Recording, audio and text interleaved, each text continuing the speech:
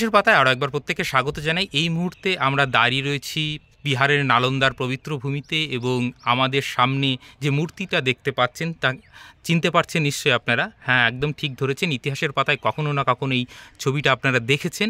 ইনি হচ্ছেন Hiuen Tsang, এবং ইনি হচ্ছেন চাইনিজ পরিব্রাজক, যিনি ভারতবর্ষে এসেছিলেন মূলত যে সমস্ত বুদ্ধিস্ট টেক্সট সেগুলোকে সংগ্রহ করতে, সেগুলোকে ট্রান্সলেট করে যে বুদ্ধের বাণী সেটা সমগ্র বিশ্বে তথা চায়নায় ছড়িয়ে দিতে।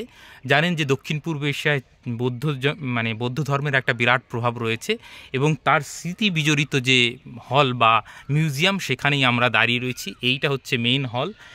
আরও এগুলোর কাজ চলছে, এখনও ইনোগ্রেশন হয়নি, এবং এই দিকেও কাজ চলছে। এই সামনের দিকটা আপনাদের দেখাই, এইটা হচ্ছে মেইন গেট, আর ঠিক এই দিকটায় হচ্ছে জৈন মন্দির, আর আমার আঙুল দিয়ে এই সাইডটায় হচ্ছে নালন্দার যে প্রাচীন মহাবিহার, সেই জায়গাটা। আমরা সেখানেও যাব, কিন্তু আপনাদের এই হিউয়েন সাংয়ের বিজড়িত যে স্মৃতি মিউজিয়াম রয়েছে সেটাতে আপনাদেরকে নিয়ে যাই, একটু দেখাই। এবং ইনি মূলত শুধুমাত্র বিহারে আসেননি, সেন্ট্রাল এশিয়া দিয়ে ভারতবর্ষে প্রবেশ করে বুদ্ধিজমের যে সমস্ত মেন সেন্টার সেগুলোতে তিনি পরিভ্রমণ করেছিলেন, এবং বাংলার তাম্রলিপ্ত বন্দরের কথা আপনারা নিশ্চয়ই শুনেছেন। সেখান থেকে তাম্রলিপ্ত হয়ে তিনি শ্রীলঙ্কায় যান, এবং দক্ষিণ পূর্ব এশিয়া, এখন মায়ানমার বা ওই সাইড দিয়ে তিনি কিন্তু চায়নায় ফিরে যান।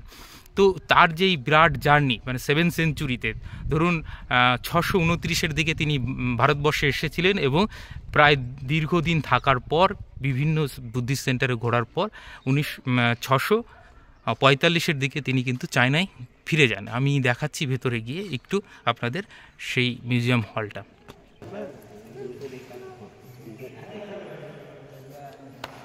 এই হচ্ছে সেই হলটা, যেটার চারিদিকটা একবার আমি দেখিয়ে নিই। মিউজিয়ামটা সবে শুরু হচ্ছে, এইখানটায় পুরো হিস্ট্রি ডিসক্রাইব করা আছে।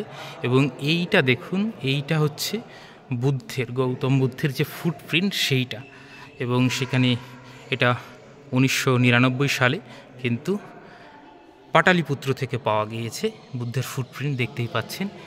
এবং এইখানে কিন্তু লিপি উৎকীর্ণ করা রয়েছে, এবং এটাই হচ্ছে বুদ্ধের পদচিহ্ন, যেটা কিছুটা ভগ্নাংশ অবস্থায়, পুরোটা পাওয়া যায়নি।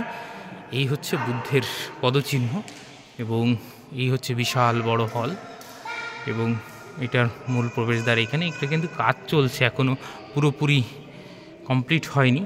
এবং এই জায়গাটা থেকে তার জার্নিটা পুরো বর্ণনা করা হয়েছে, এবং ভারতবর্ষের মাটি থেকে যে বুদ্ধিজম হারিয়ে গিয়েছিল তার যে পুনরুত্থান, এবং সেই সম্পর্কে এখানে বিভিন্ন তথ্য দেওয়া রয়েছে।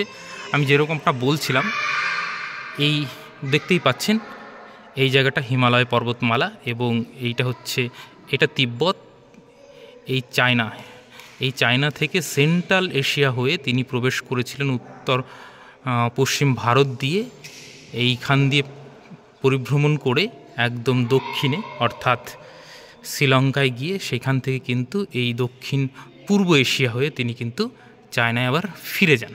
এবং সেই তো সমস্ত তথ্য এখানে দেওয়া রয়েছে, এবং বিভিন্ন